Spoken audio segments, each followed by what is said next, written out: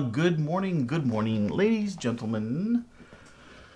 Oh, what is today? Today is the 9th, December 9th. We are cruising along. And speaking of that, I've got, we're going to start counting down to Christmas because, well, we can. So hold on. Let me put this up here because it's Christmas time. There's Mr. Monty Cohen's in the house. Good morning, Mr. Monty. How's it going, buddy? How is it going? So here we go. Check it out.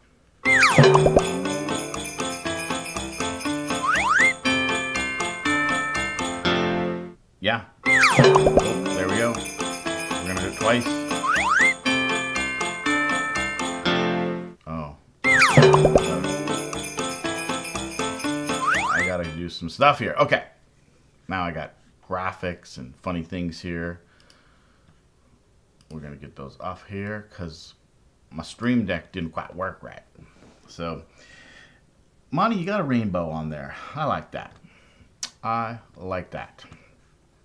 All right. Well, today, you guys ever heard of energetic embodiment? I can barely say it. It's a concept, the modality. It's a coaching modality that I haven't really heard of before. We got a special guest, and we're going to talk to Crystal Tiehen today.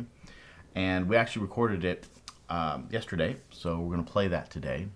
So stay tuned for energetic embodiment, if I could ever say it.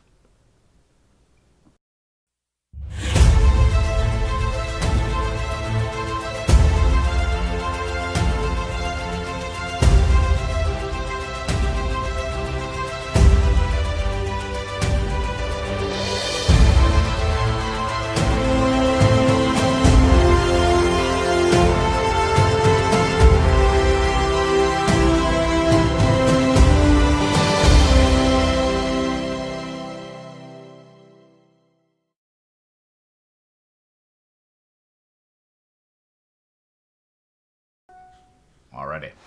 So, how we doing today, everybody? If you're on today, say hello like Mr. My Man Monty did. Say hello, say what's up. Are you ready for Christmas? I think so. I mean, it's a strange year, so let's get happy about Christmas. Why not, right? That's kind of the way I look at it.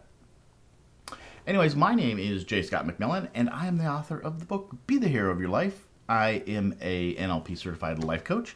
I help people get unstuck and moving their life forward when they just find themselves in a rut and they can't get out and they don't know how to get forward, how to move their life forward. I help them do that. And we do that through walking through the hero's journey. And it's all in my book here, Be the Hero of Your Life. So today, like I said, we're going to talk with Crystal Tiehen here in a moment. But first we have to get onto the webcam here, a weather cam.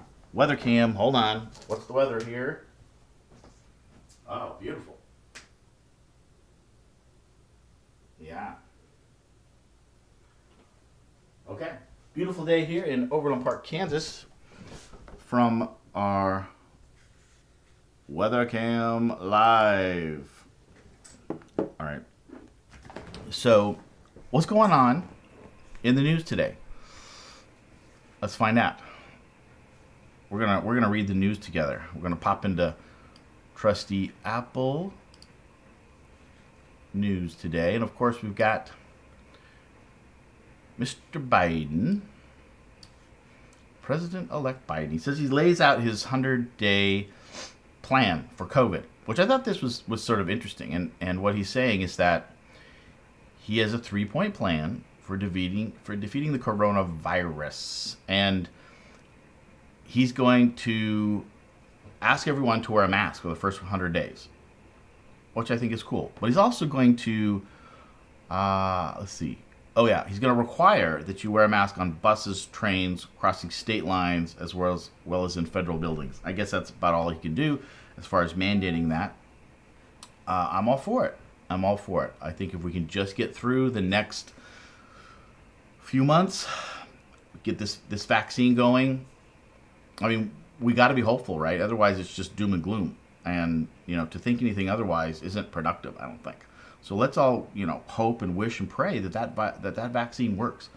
And it looks like it has started in the UK, so yay for that. And probably by next week, they say they're going to start vaccine here in the US. So that's really cool.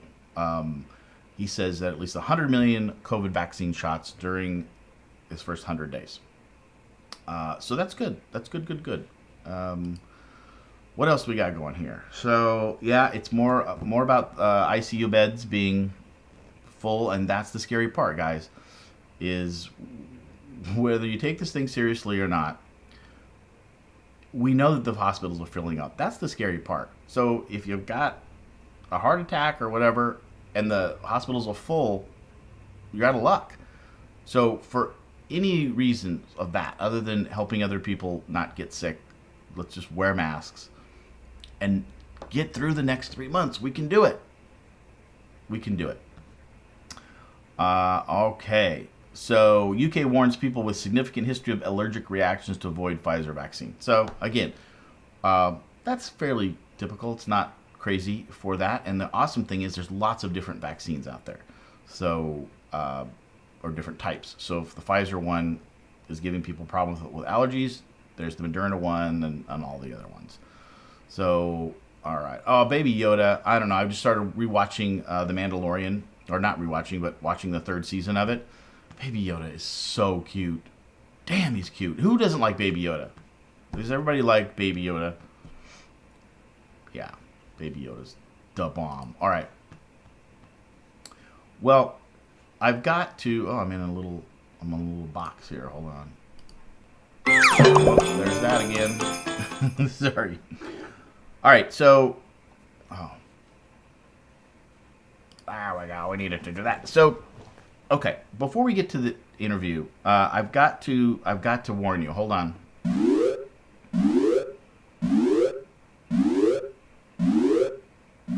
Rant warning. Sorry. I started a little bit there, but I was watching a show on HBO last night, not a documentary. Axios, if anybody's ever watched this, and they were doing an interview, and I realized that. Janet, good morning. Good morning. You just about ready for rant time. Bear with me, Janet. Let me get over this, and then we'll be good. I saw that, or I heard that 70% of Republicans don't believe that the election is valid. And, I knew that. We hear this on the news, that President Trump is still trying to devalidate the election, and he's lost every court battle, and what I don't understand, I'm a registered Republican. I voted Republican every time up until Trump. I couldn't vote for him either time, but I'm a Republican, and I'm just really sad about the Republican Party. Republican leaders need to stand up and get rid of this baloney that it's not a valid election. We've listened to it. I wanted to and said, look, let's count all the votes. If he's got issues, take him to court. But they've been to court and none of them have passed. So let's just get over it. His rhetoric now is not the truth. So please, Republicans and anybody that's still believing that the election's not valid, let's move on. It's been in the courts. We've done the due diligence. And we're going to move on. This is hurting democracy. It's hurting America. It's not helping at all. So there's my little plea, my little rant. Let's just move on. When Trump won, people didn't want to accept it either. The Democrats didn't want to accept it. I get it. But eventually, and not even very long, when he won, he won. And at least the leaders of both parties congratulated him and said, you're going to be the next president. It's hurting democracy. It's hurting America. We need to move on. So there's my little rant warning. Okay, so let's get off that. So I have a meme today. We got back to the meme. This meme says, life's not about how you take it. It's about the glory of living deliberately and crafting circumstances, magnetizing players, and forging alliances, leveraging the universe and engaging the magic so that you can have the sun, the moon, the stars. Shall we? So, shall we have it all? Have what we want? We're going to come into this Christmas season and let's celebrate this. Let's celebrate the holidays because we've had a crappy year. And I know there's still suffering going on, but the rest of us can do our best to stay as positive we can. And Christmas is a great time to just spread some Christmas cheer however we can. I know we're not getting out a lot, but social media, let's just use it for the good of it. Let's not spread rumors and crazy conspiracy theories. Let's use it for the good. Let's connect with people, see how they're doing, wish them well. And there are still a lot of people that are still out there volunteering and helping and working to help other people. So let's spread some Christmas cheer out there. Okay. I think we got it all covered here. All right, so this is going to be fun. Oh, I didn't queue up the video, but hold on. Let me find the video. Yeah, I met with Crystal Tiehen, who is an intuitive coach, and we dive deep. In fact, we just started talking about so much stuff that I had to cut it off a bit and split it into two. So I'm going to throw this video up here. We're going to listen to Crystal. She's got some really interesting concepts about how to really intuitively get inside and understand the real truth of life. And okay, so I didn't cue this up here, so bear with me a minute. I'm gonna fast forward a little bit if I can, because we kind of bantered a little bit at the beginning. So here's Crystal. Hope you enjoy this interview, and then I'll come back on at the end. Record, and then we can go. Crystal, thanks for coming on the show today. And why don't we just have you just introduce yourself and tell us a little bit about who you are and what you're up to, and then we'll get into some interesting conversation. Yes, absolutely. Thank you so much for having me. And I'm just really grateful to be connecting with someone who is doing so much good for the world and having so much impact. So thanks. You're walking your own journey, and it's amazing to witness. Thank you. Thank you. Yes. My name's Crystal Tiehen. I'm owner, creator, founder of Crystal Tiehen Your Journey. And I'm an intuitive wellness coach. That's kind of my core purpose. Everything else that I do branches out from that. But really, I'm an intuitive. I'm a direct intuitive that helps people access emotional and spiritual freedom.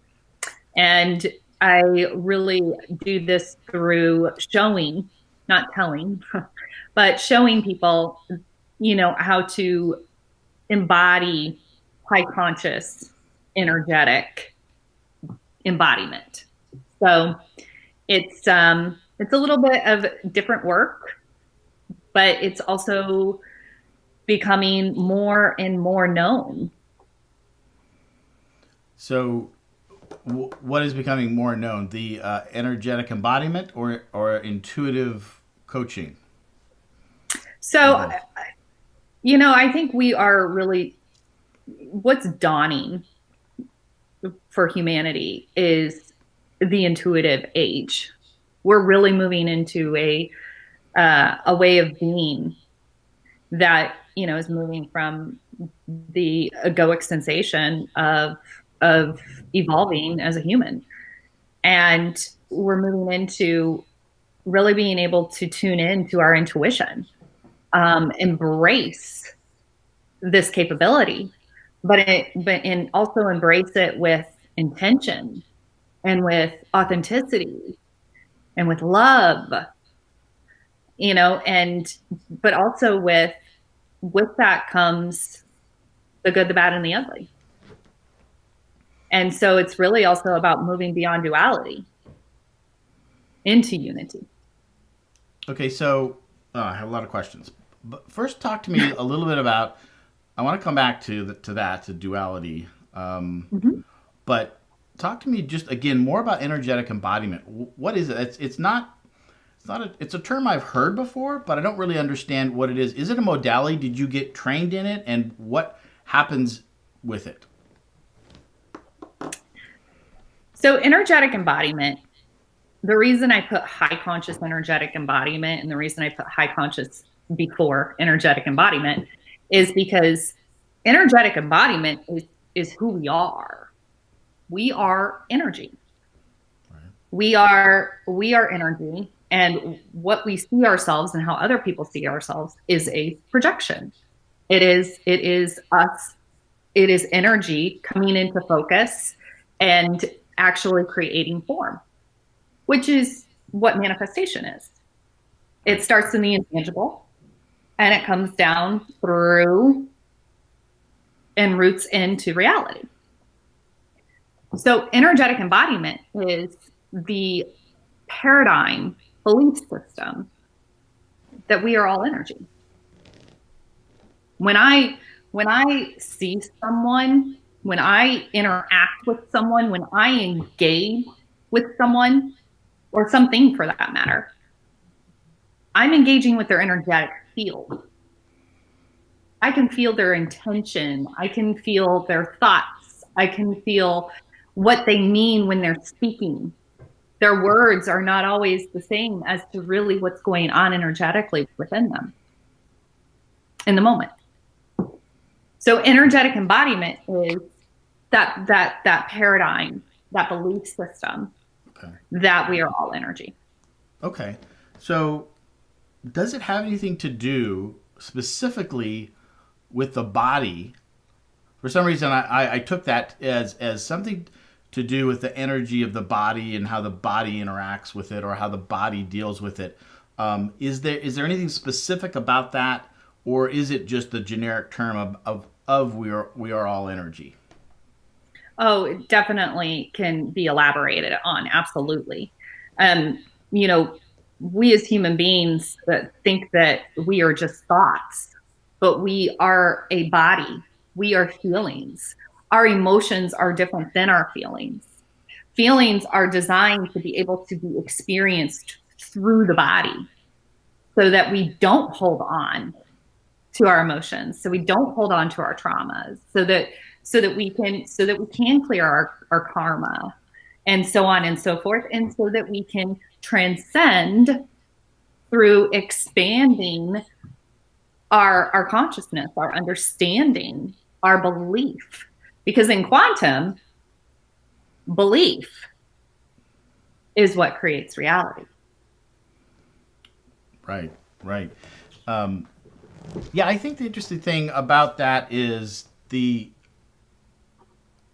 our body is this 3D vessel that we have to interact with the world, right? And yet, our energy is what really informs us, and it works through our soul, and there's the field and the aura that we can deal with that. But what do you talk to people about how to use their body, or how to I guess interact with their energy and their body? I mean, we all know that energy can be stuck in the body too, right? Do you ever work with people in that way to help them free maybe stuck energy in their body, or how to work with energy and their body? Because sometimes I don't think most of us are intuitive to that. We have to really kind of touch in and learn how to do that. Yeah, absolutely.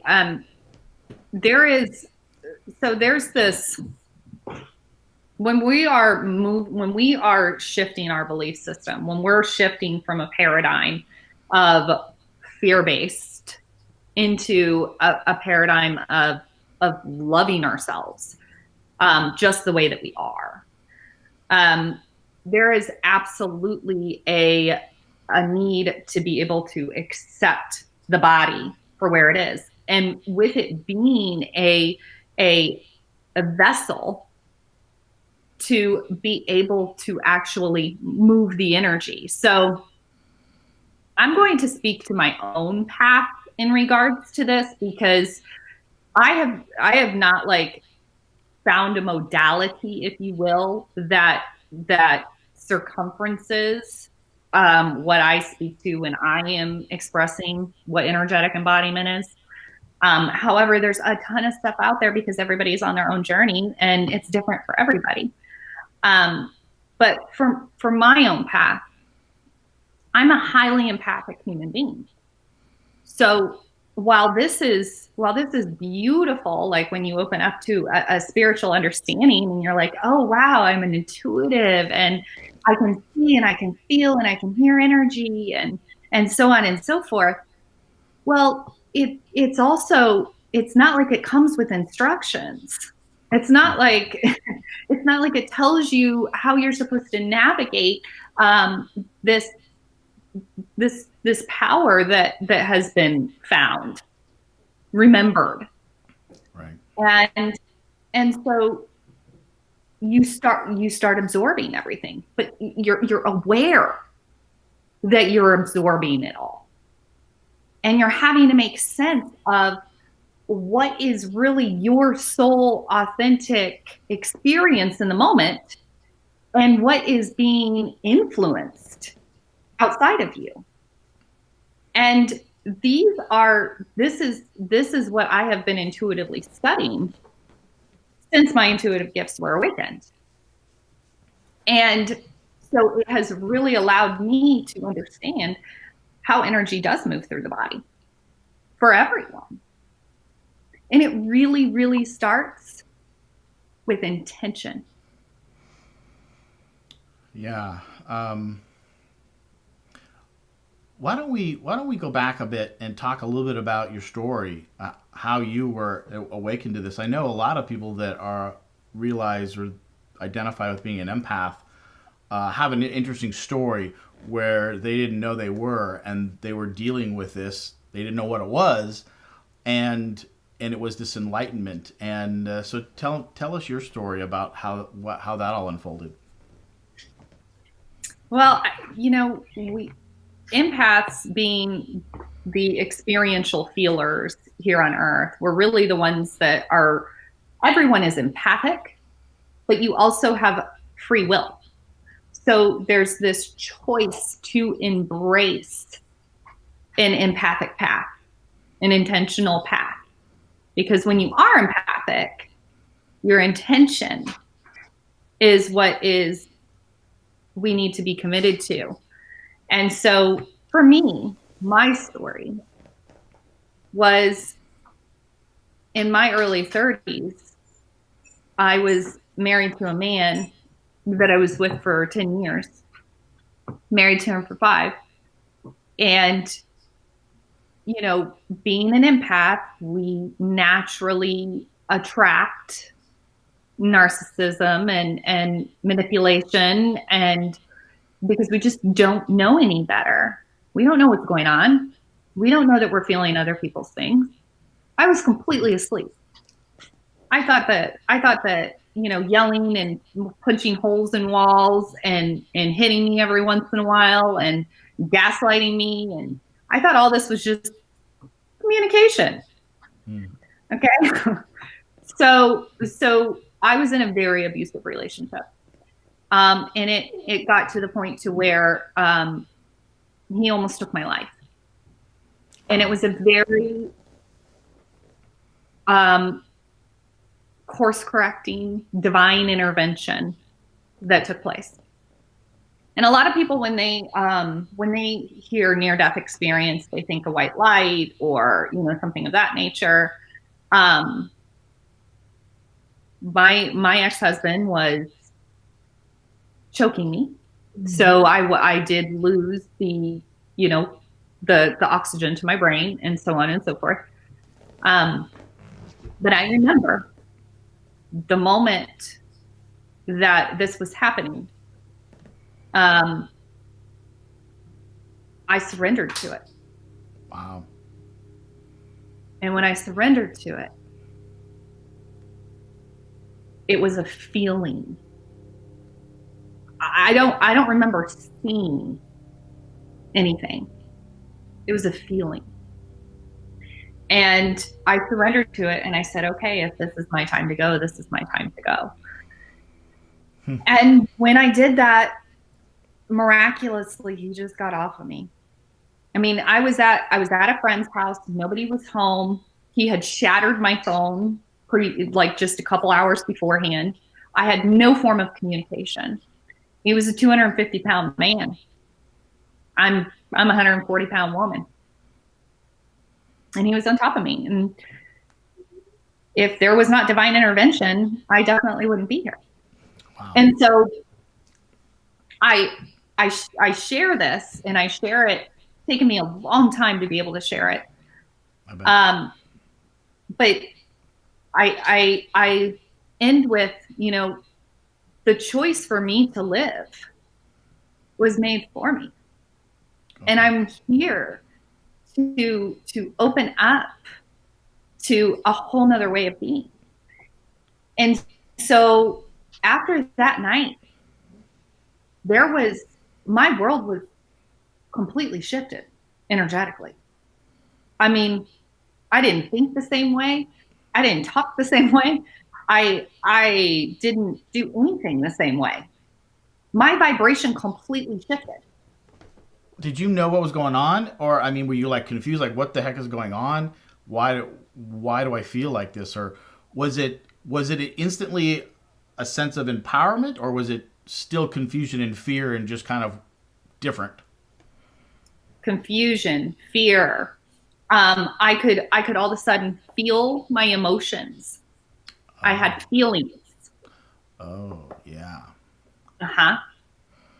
Yes. yeah. That I must be was really scary. awakened to, yes, I was awakened to the the shamble of my inner world.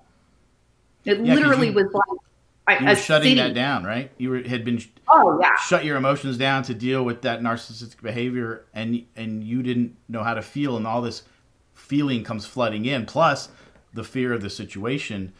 Um, okay, and so how long was it before you kind of sifted and sorted things out and started to get clear on kind of what was going on and maybe a path? Yeah, absolutely. Well, because I had been codependent pretty much my whole life. I mean, I I I didn't have the worst childhood, but I didn't have the best childhood when it comes to an emotional, mental, there was sexual manipulation and that sort of thing. So there's there's been a lot of things that I have had to accept and become aware of, that these are roots in my experience and how I choose to manifest things into my world.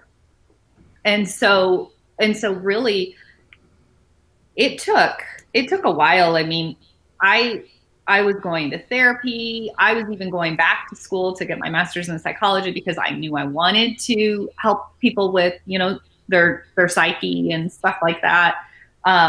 I made a career in sales. I was a freight broker, incredibly successful, very well known, established in the industry, but it's such a fear based industry. And so it really started shifting the importance of what my job was, of what my career was, of what it meant for my self worth. So I was going through this like journey of I I didn't even have a self worth because Right. I didn't even want to be in the freight industry anymore. So I went through a very very dark journey, um, to the point to where I remember I would come home after work and all I would do is stare at the ceiling for 8 hours. Wow. However, I will say, and this is my perception,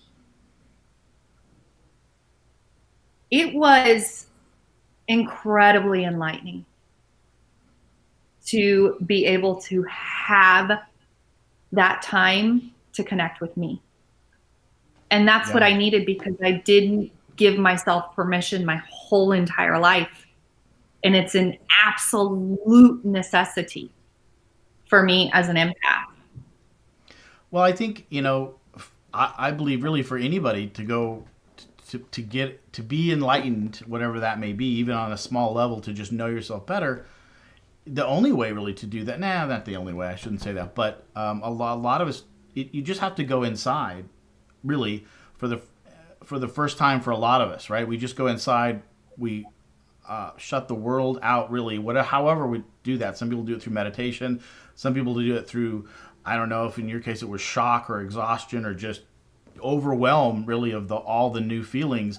Whatever that is that when we can shut the outside world out and then we just go within. And it's funny when you said that you were staring at the wall. I was just thinking, I was sort of picturing like, kind of like the Buddha, or just sitting under the tree, the Bodhisattva tree or whatever, just sitting there, kind of not even calling it meditation, not calling it anything, just like, oh my gosh, and whatever it is to quiet the world down, right? To just absorb and just to let that energy, let the mind, let the body all kind of coalesce, and just, it's sort of the first step really for any sort of growth and I think enlightenment. So at this point, were you divorced? Did that happen quick, or how long did that relationship go? I mean, you had to get out of that environment to heal too, right? Yeah. So when that evening happened, it completely changed my life. And I completely severed ties with any mutual human that we were a part of. I completely severed. I did not speak to one person that we were mutually tied to, unless they were somebody that, was trustworthy to me, if you will, if that was even a thing, and at that time in my life. Right. I didn't really trust people. But I did have I had selective friends and stuff. And, but I completely cut off all ties. And it took 9 months to get a divorce because he drug it along. I ended up letting him have the house, our house, in the divorce. I did jump into another relationship almost immediately, because I was still, even though you are awakened to, this world of energy, if you will, your vibration completely shifts and you don't really necessarily know that's what's happening, but that's what happened. I was still someone who was extremely codependent. I still had all this programming going on, and the relationship that I got into, they were very much into self-development and very much into entrepreneurship and very much into a lot of things. However, she was an incredibly wounded soul as well. And so it really, at the end of the relationship, it really turned into it manifested into just more manipulation and so on and so forth. But what happens when yes, we're awakened, and yes, we're doing the work, and we're reading all the books, and we're, doing all the things, but it doesn't shift our vibration if we don't believe in are able to embody a belief paradigm that we're energy, that we are a vibration, that we have frequencies that come in and out of our field. That is what allowed me to expand beyond this rooted understanding of myself, of really allowing myself to be manipulated, allowing myself to be in narcissistic, energy fields. It was just something that went together. So what happened was she ended up leaving me.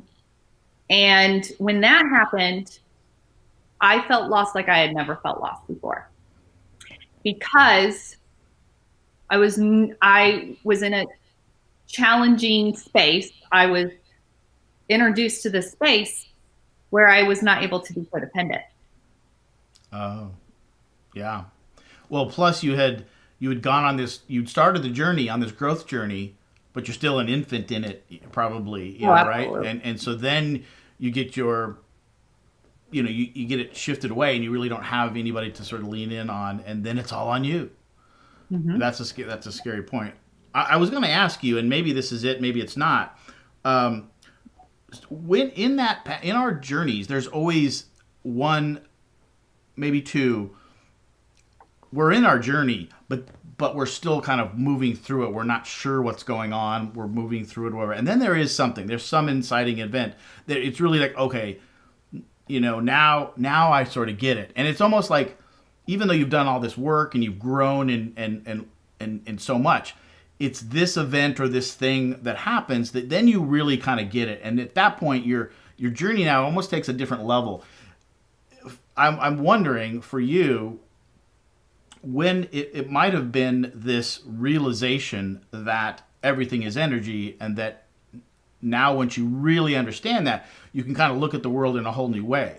And as you're doing that, you're learning and learning. Was there any sort of event, or when did you realize that? And after you realized that the paradigm was going to be energy, what was sort of the 3D story behind that? Yeah, absolutely. Well, as we're shedding those layers and releasing those identities, and really, moving through our journey, uh, we tend to create the same energetic experiences, just in different appearance of scenarios. Yeah. And so when I felt this loss, and I was releasing this identity of codependency. Um, it opened up a whole new world, and I manifested a mentor for the first time. And almost immediately, when we connected face to face, um, she act, she, not her specifically. I mean, it was the experience, but that's when my intuitive gifts were activated. I had Okay. no idea that that we as humans even have this capability until I met her, and then I was introduced to the full understanding of, you know, Deepak Chopra. He calls it second attention, being able to know things without having to see it, without an appearance. And so I was my intuitive gifts were activated when I went to the retreat. And then almost immediately, my mentors were like, "Hey, we want you to run with us." Right. So I took another leap of faith, Yeah. and I did what I call committing career suicide. I had a very established situation. I made a lot of money. I saved a lot of money, and decided to take a leap of faith. And I started running with this company. And All right. All right. So I'm going to pause it there. And Crystal was just getting into sort of the next half of her journey. And we go into talk more about energetic embodiment. But you can see that Crystal really has a really compelling, interesting story, like we all do. And that, I always say that we are the heroes of our own lives. And we've all got this hero's journey that we follow through. And it was interesting to explore some of that with Crystal. And we'll pick it up next week, where we really just continue to explore this whole concept of what it means to go on this journey, and to go inside, and to understand a whole new paradigm of how to live. And when that happens, it's just magical. And it can happen on all sorts of different levels. It can happen on the level that Crystal had, where it just changed her whole life and her whole trajectory, her career and everything. Mine too. Mine was a really long 15-year period of kind of going through this journey and just trying to, figure it out until I got to that point. But it was always for me looking inside to find the answers. That's when things really started to pop. And I spent so many years just looking outside for the answers, and that was never going to be the answer. It was always inside of me. And I would suggest that for all of us, that when we're in those rough times, that if we can pause and either through meditation or prayer or whatever it takes to shut the world out and go inside, we'll find the answers. We'll find at least the hints of the answers. And if we follow those, the answers to living just a more peaceful, content, fulfilling, potentially purpose-driven life is out there. So with that said, I'm going to sign off today. So I hope you enjoyed that. We'll pick up next week with the rest of the interview, and it was just very interesting. You can see that we just dove in. We don't mess around with chit chat here. We're talking about some serious but uplifting and wonderful ideas and experiences, and so we dive in there. So thanks for joining today on Hero Life Hump Day, and have a great week. And let's get into the Christmas spirit, the holiday spirit, and I'll see you next week on Hero Life Hump Day.